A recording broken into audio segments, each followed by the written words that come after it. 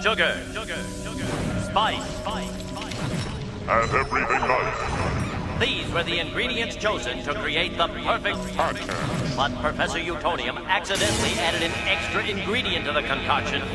Chemical X. Hey guys, thank you so much for coming back to Sugar and Spice TV and tuning in with us. We appreciate it so much. All the comments, the likes, the shares.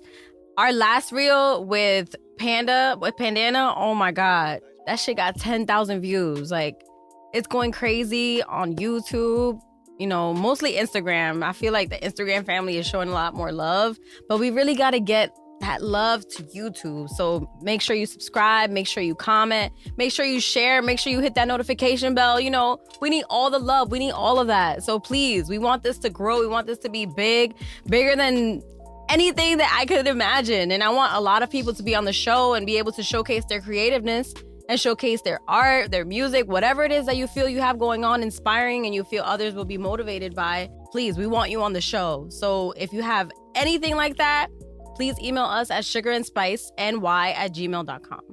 And I'm your host, Emily, or Perky Perp on Instagram. Make sure you follow me on there too. Make sure you follow Sugar and Spice TV on Instagram. And also make sure you follow my art page at Mary's Moon Art. As you know, I'm a graphic designer, I'm a singer, I'm a model. I do a whole bunch of things, but right now this podcast is my baby. So thank you guys so much for just tuning in and, you know, sharing and just being there and present. So that's very appreciated. For today's guest, we have somebody very special coming from Chicago. Okay, you want to introduce yourself, love? Yes, my name is Luna Gray, and that's correct. I am a Chicago artist originally. I've been spending a lot of time in the Big Apple. I feel like people say that Chicago and New York are very similar. Do you feel that way? I think that the pace is more similar. You know, like when I go to LA, I feel like I'm just more lackadaisical, and we're going to the beach, and we're showing up 2 hours late, and we'll get there when we get there type of thing.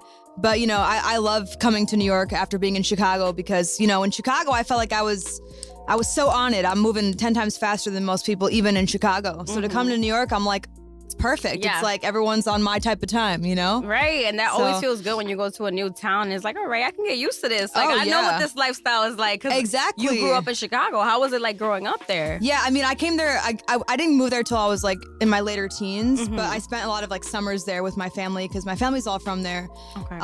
But, you know, I mean, yeah, I mean, it's a beautiful city. There's obviously a lot of craziness going on there. And that's still relevant. You know, I spent a lot of time everywhere in Chicago. I've seen most of it, you know, of what goes down. We are a very talented city. There's a lot of talent there. A lot of people that I know that are very talented are from Chicago. Yeah. The Future Kings, they are from Chicago. He's my friend, Kangsta. He's really dope. They did a dance to one of my songs a couple years back. Oh, really? Yeah, That's dope. Yeah, like they're amazing. Like, they're my friends. Like, but yes. So in the music, right, in the music industry, especially as a female, do you feel like there's any challenges that you face? I mean, obviously there are challenges, but like, what are some things that, you know, are specific to you?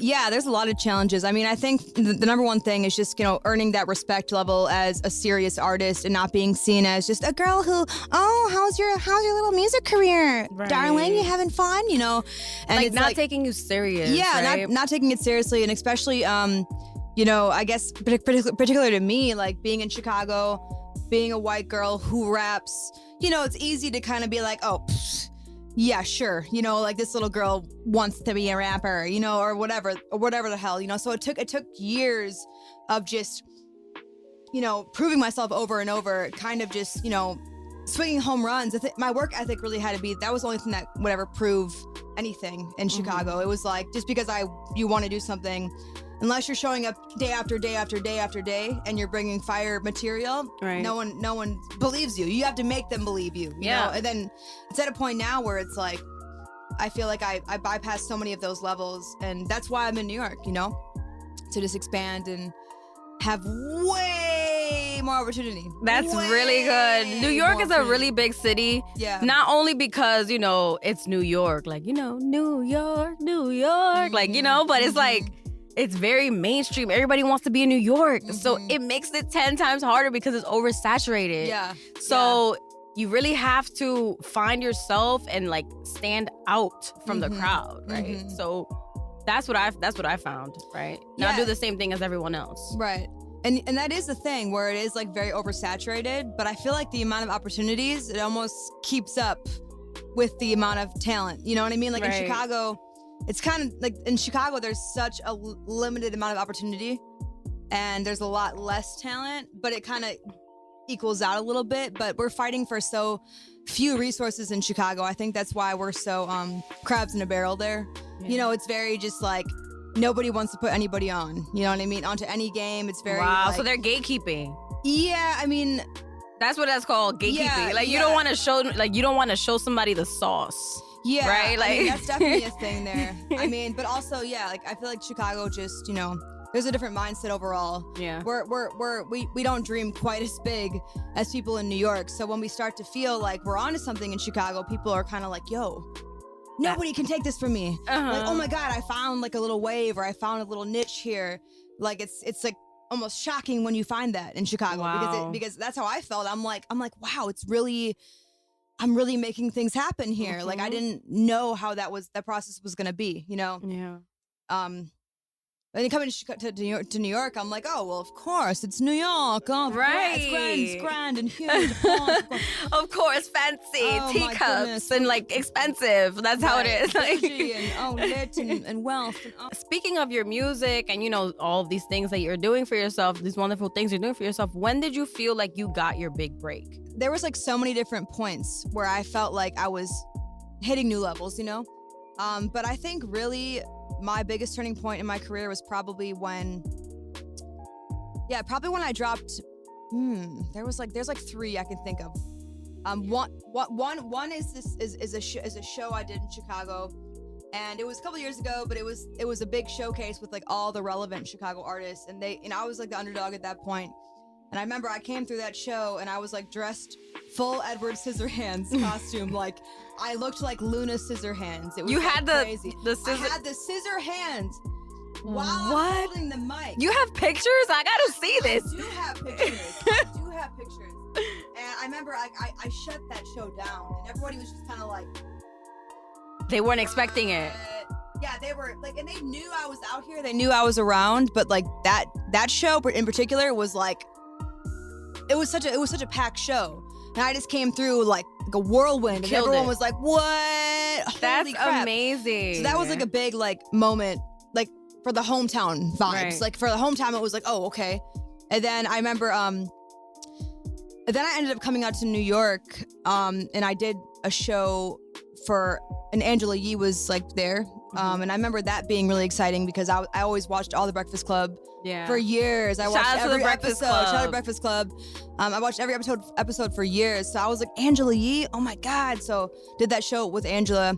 Wow. And that felt like, then I went back to Chicago and I was even more lit again because it was like, she's in New York with Angela Yee, and that felt really like big. And that is big. Yeah. Like, even not doing now, that. Even now, I'd still be like, oh, okay, let's go. Yeah. Like, and so that was great. And then for personally, my art, I would say when I dropped my video for Big Boys, the song did well on itself. I actually dropped the song several months before the video. Didn't even have like a video concept per se. I just had the song out, and then it was during the pandemic. Right. I dropped the song like right around when the pandemic kind of became a month after the pandemic hit, which was actually a very good time to drop it. People were home. Yeah, people weren't doing anything. They wanted to listen to music. They wanted to feel other people, whether it was sonically or visually. Exactly. So that was really smart of you, I would say. That was actually probably the biggest overall turning point of like my artistry and where I'm at now was during that phase in the pandemic. And I feel like a lot of people, they kind of fell off, or they just kind of gave up, or they just didn't see, the light at the end of the tunnel in the whole situation, because I feel like a lot of people's brands, were so based around being out and showing face. Yes. And, like showing out in public. And what are you going to do when that part goes away? Yeah. Are you still relevant? Do you still know how to push your music without being out and about, all the time? And that was a big thing for me because I was so caught up in the Chicago politics and the Chicago scene, and I'm always going to these shows, and I always felt so much pressure to be at every event. Yeah. Because this person's there that time, and this person's there the next time, and I don't want to miss any of it. And you're only one person. And you're only one like, person. and then on top of that, there's a whole pandemic. There's COVID. Yeah. And it's crazy because the internet has such an influence on our culture now. Mm-hmm. So you have to kind of know how to navigate it a little bit. Especially, I feel that the generation that grew up on social media, like the teenagers now, I feel like they have a little more anxiety. Yeah. in being in social situations that people who didn't grow up with that type of. Oh my gosh. How do you feel about that? Yeah, I mean, I agree 100%. I mean, even just the fact that people all have cameras now in their hands, like, I mean, that's one thing that, you know, I mean, I don't mind the cameras, but there are points when I'm around and I'm in certain crowds and people maybe are like filming me or something because they see I have a check mark or they see that I'm doing something, and I'll notice someone kind of like creeping the camera on me, and it's hard to be comfortable. Yes. When you like always have to watch your back, like you always have to be on your best behavior because there's always cameras. You're always, and I think that's another aspect of it, the anxiety from it, beyond just like what we see on when we scroll and we're like comparing ourselves or whatever, you know. That's another thing for me. It's like, always gotta like be on your best behavior, Right. because it's like you never know when there's a camera catching you. And you can't even be outside because there's always going to be somebody that knows you. Yeah, so right? Exactly. I'm at a point now where I'm like, I don't want to leave the house looking bogus no more, because you never know who's gonna be like, "Are you?" Right. And I'm like, no. Wrong girl, you know, like, I don't think I'm I remember one time I was just walking, right, in Manhattan, in Midtown, and I was looking bummy, like, not bummy, but like, I was like with sweats, my hair tied and stuff. I just got out of the gym, and I literally got scouted walking in the street. I'm like, damn, like, Oh, that's dope. That's dope. crazy. So you Like, never I'm know. like, I wish I looked better, but I'm glad you see the vision. Yeah, So, you're like- already sold. I mean, hey, there you go. No, but that's crazy though. And speaking of, you said you had a blue check mark, right? Yeah. So I know a lot of people want to know how to get that blue check mark. So talk to us about that. You know, it's funny. I was actually going to make a skit about that concept because people ask me all the time, how do I get my check mark? How'd you get your check mark? And I was going to make a skit at one point. I'm not sure if you saw that clip with Kim Kardashian, but she's like, what did she say? Get your ass up and work. Oh yeah, she did. Everybody hated her. For Yeah, that. they hated her. and that was funny because I was going to make a skit that week and be like, how do I get my blue check mark? Get your ass up and work, because that literally is the answer for me. You know, I don't know how other people are doing it, but I know for me, my song Big Boys was doing well. The video was catching traction in the cannabis scene a little bit, you know, because it had some influencers from the cannabis community involved in it, me being one of them. But and then the video dropped, and I got a plaque for global online radio streams, like top 150 radio streams, online radio. And when I got the plaque 2 days later, or like the next morning or the morning after that, I woke up and I'm like, oh my God. You're verified on Instagram. I called my manager like, oh my God, go to my page right now. Like it actually was like, it felt out of the blue. It kind of wasn't, because I was I kind of was buzzing at that time. But you were working though. I was working. Like I earned it. Don't get it twisted. I definitely earned that check mark. But you know, it was like such a fantasy, like to have that check mark. And then all of a sudden it's like, oh, there's a check mark. Right. And it's like, and then okay, and then it's like the people who buy the check marks, and then it's like the people that actually earn the check marks. So it's like, I do hear that a lot, people buying it. I know people have DM'd me before, like, do you want to buy your check mark? And like, I never even like engaged those conversations because it always just felt like spammy or weird to me. But I have heard of a lot of people that paid for the check mark and never got the check mark and just got scammed. yeah, because it's like, if you're not putting in the work, and it's like those people too that buy followers. Like, I don't understand that, because obviously people are gonna tell if a whole bunch of people from Saudi Arabia are following you. Yeah, exactly. And you have no idea who these people are, and they're not even commenting. You have like 20 Where likes did they come from? with And they have like like 100,000 followers. Right. And then they all have like 0 followers, Right. like clearly spam accounts. Seriously. You know. I wanted to ask you a more personal question. So what are the different sides of Luna? Oh, yeah, I feel like I'm like really, really like nice overall. Like when I meet people, you know, my mindset is very just like, I will be nice to you until the end of the road. But if you're mean to me or you're rude to me, I'm gonna like, you're gonna regret it. That's just all there is to it. I have quite the snap, you know, and I think that's something that you know, Chicago kind of made me have. You know, it's like Chicago is not a soft place, you know, and people test you all the time. So I usually be pretty quick to, you know, put my guard up if someone starts to test me. I'm just the kind too where I'll just cut you out. I'm not gonna argue with you. I'm not gonna like try and one up you. We'll just stop engaging with you. I just won't talk to you again. You're not gonna hear from me. You're not gonna see me, you know. And if you want to keep engaging with me and bringing problems my way, then, like I said, you're gonna regret it. So I don't know. I think I'm really sweet. I like a lot of comedy stuff. I'm pretty goofy overall. Like I'm a goofy goober. You know what I mean? Like I did a lot of comedy skits for a while. Oh, really? Yeah. Let's hear some. I mean, just like I did like hood comedy skits like in Chicago where I was kind of like the taboo white girl that's like, hey, you guys got any crack? Or like just weird, like weird shit, you know, like where we would kind of address racial issues through comedy, but it would just be like mad hood skits where we're just like, I don't know, just like Dave Chappelle trap type life. of thing. Yeah, exactly. Like Dave Chappelle type of stuff. Like we would do stuff like that. So that actually was a little wave for me too in Chicago. I was doing a lot of that with some of the more famous, you know, skit comedians out of the city of Chicago.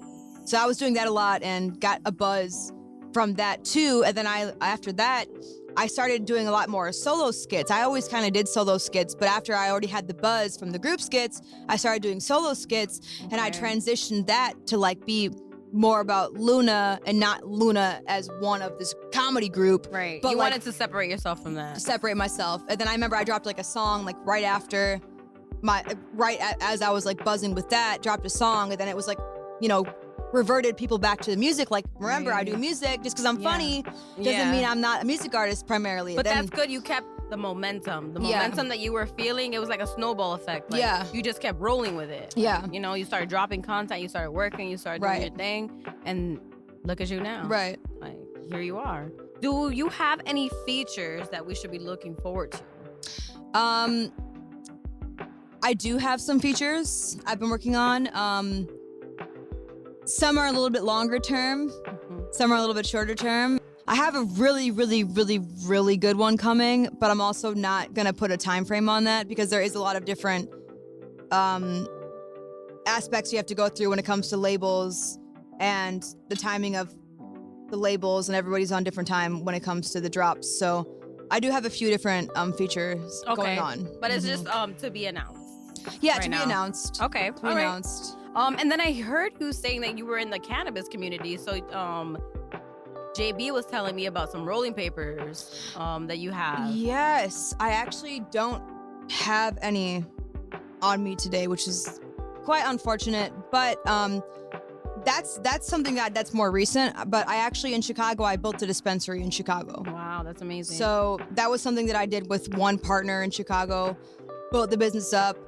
Very lucrative. It's still running. It still does very great. So that is still, you know, a big part of my life. And when I'm in Chicago, that's what I do. I still work in cannabis.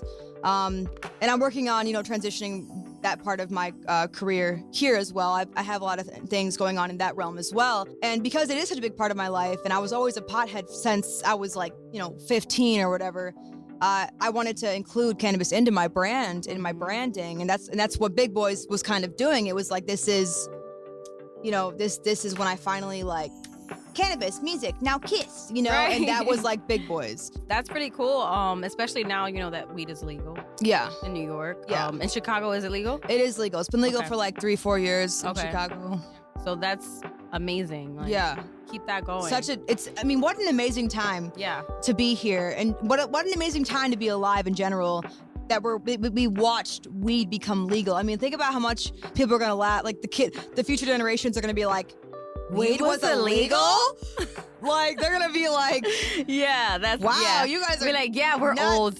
We're so old. We couldn't smoke pot. We're going to jail for We pot. had to hide. We had to hide pot. We had to smoke in the building, in the lobby. Oh my God, can you imagine if, like, high school would have been so lit if we would have had vape pens when I was in high school? Like, vape pens. Like, being able to, I would have been in class, like, Right. wait, okay, don't, I would not suggest this, children. I'm just saying, like, I was such a pothead, it would always be like, all right, we go to lunch, we go smoke a bunch of blunts, right? And then we come back stankin'.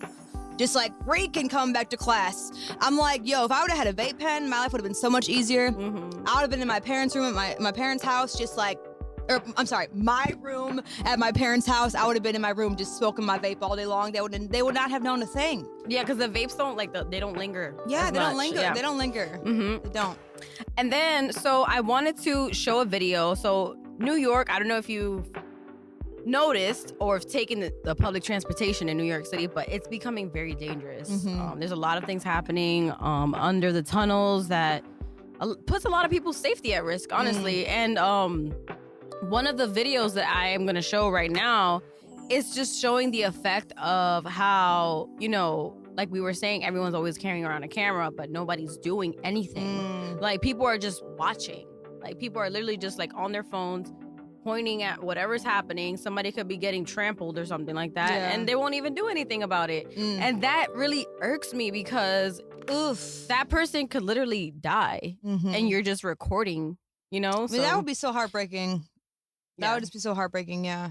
So it says, dude on the train grabs a random woman by the hair and pulls her around the car while people watched. Oh, no.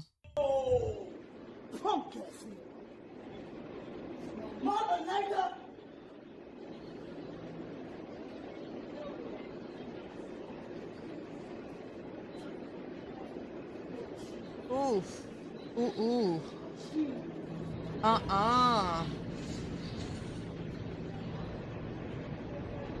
And the fact that she's just like sitting there like scared. She's so upset too. Like, she's so visibly upset. And everyone is like, what's getting to me is that everyone is just watching.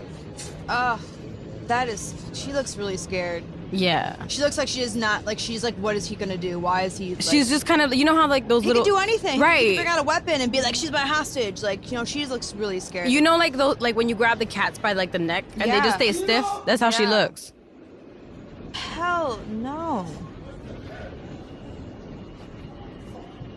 Ugh. Yeah, no, that's really sad to see. Yeah. And I don't really, and then just yesterday too, speaking on the trains and stuff like that, my sister, she was on the train and I guess they just stopped the train abruptly, and then everyone kind of just shook and people got up, started walking around, and then out of nowhere, people just started panicking and they just started running towards the door and they trampled my sister, like literally over her. And I'm like, yo, what are you doing? Like, call me if you need a Uber. Like, right. Where was, like, that was yesterday, you said? Yeah, that was yesterday. But it was just a fight that happened on the train. But people, since, a lot of shootings are happening now, unfortunately, people are going to think the worst. Yeah. So that happened. And I was just glad that she was safe. Like, I can't imagine being on the train trying to head to my destination or going to school, trying to learn, and then just some crazy person doing their thing, like trying to attack everyone. Like, yeah, I mean, I low-key have PTSD when it comes to stuff like that, because in Chicago I got like robbed once, and it was on the train. Actually, it's funny because Chicago has a bunch of different train lines, different colors, and the red line like goes the farthest south, so it's like kind of like the most dangerous. Yeah. And the blue line goes into O'Hare Airport, so the blue line's known for being like the safe train line. There's also pink, blue, purple, like there's every color. And I was on the blue line, the safe train, at 4 p.m. on a Tuesday, and I was at a stop downtown passing by, and I got robbed. And it's so crazy. Like, I've been like everywhere in Chicago. I've been on the south side. I've been, super deep in areas where you would expect to be robbed more than downtown at 4 p.m. on a Tuesday. So that just goes to show that it doesn't really matter necessarily where you are. Like, it can happen anywhere. At any time. If you get targeted, you get targeted. That's all there is to it, So and it's unfortunate.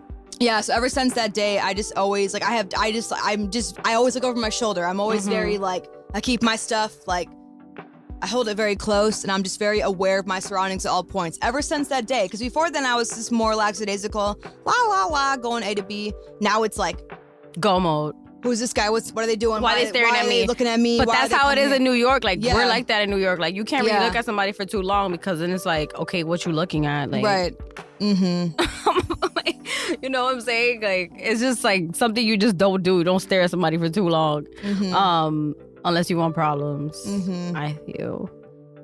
But yeah, so before we end the podcast, I was gonna say if you can play a song and we could just vibe out to it for a little bit. Yeah. Sure.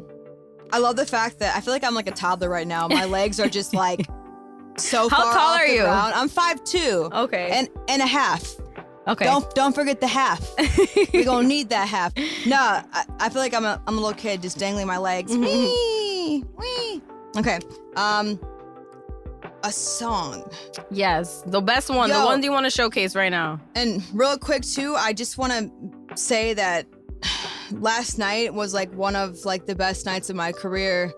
I met with someone from a particular label situation, and I got an opportunity last night, and it's like probably a life-changing moment in my career happened last night. So I'm like on a really, Wow. I'm on a high today. That's great. It's crazy. I feel like everything. And you're that- here. Yeah, and I'm here now, and it's like I just feel so. I can't wait to call this guy back later today. Like I'm just so excited about everything happening right now.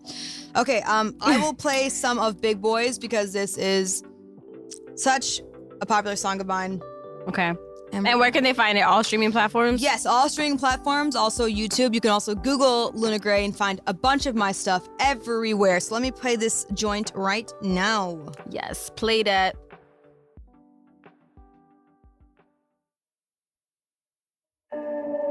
Yeah.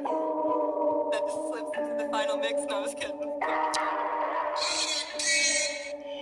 I came through like ping pong, busting out the window.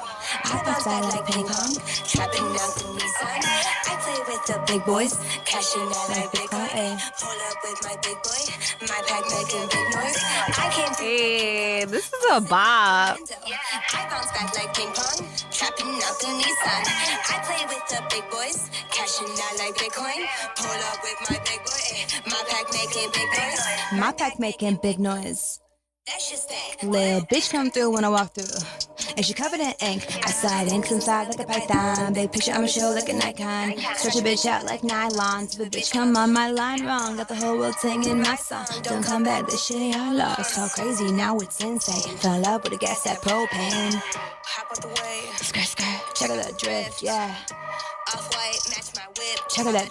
Don't get one if you can't get two. I don't pay less for the bottom of my shoe. I wear V-Long when I'm feeling blue. Fucking my chain trap next at school.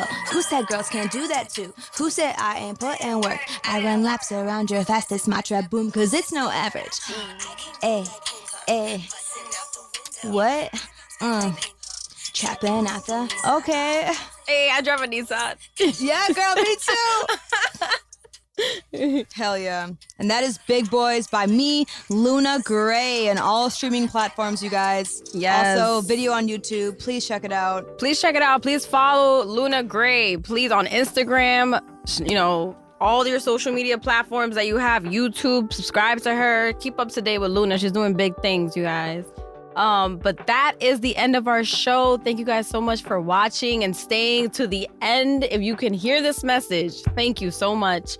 I'm Emily. Again, you can follow me on Instagram at PerkyPerp, and we will be back next time.